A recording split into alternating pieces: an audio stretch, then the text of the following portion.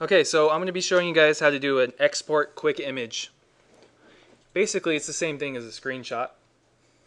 I'm going to show you guys, maybe you want this definition and you want to print it out so you can look at it when you're not near a computer. Or maybe you just want this definition, for whatever reason you want to just save it for yourself. You can start to create catalogs of photos of definitions, and you can save them, in the same area as the actual definition itself. It might be a faster way to view what you're looking at. And so the way to do this is you go to File, you can go Export Quick Image. There's a short key there that you can see. It's Control-Shift-Q. So there it is. It brought it up for us. And it brought it right to where it needed to be. So we have a couple of different options here. The main one you're really going to want to use is just crop. You're going to want to be able to crop something, kind of bring it in like that, move the sides up like that. Maybe you want to get a little bit of the group there.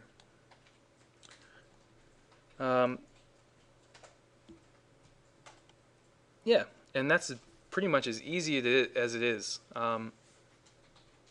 These other settings you probably won't ever really need to use.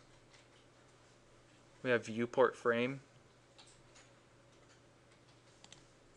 So now I was able to bring in my piece of Rhino information. So maybe you want the definition and you want the example, right, of what that definition created. You can bring that in and also include that information in your quick export. So maybe you want to do something like that, right? Or maybe you don't want it at all. Either way. And after you've kind of got it set to the parameters you want and cropped it, you can hit save, and it'll save as a PNG file. And just go ahead and save it in the same location you would save your Grasshopper files and your Rhino files and everything else.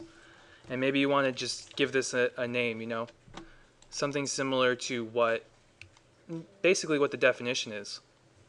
So it's red solo cup.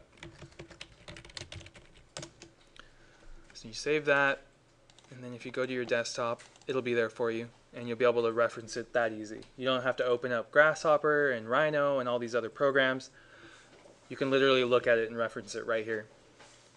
Every time you guys create a definition, my suggestion is do this. Create a version of it like this, a quick version that you can view.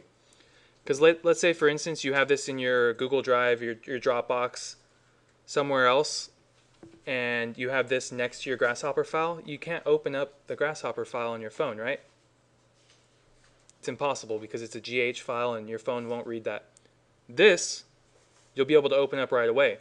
And if you need to reference or see any part of it, or maybe you wanted to show somebody else, or maybe you wanted to show your professor that you know what you're doing and that you created your definition, this is the way to do it.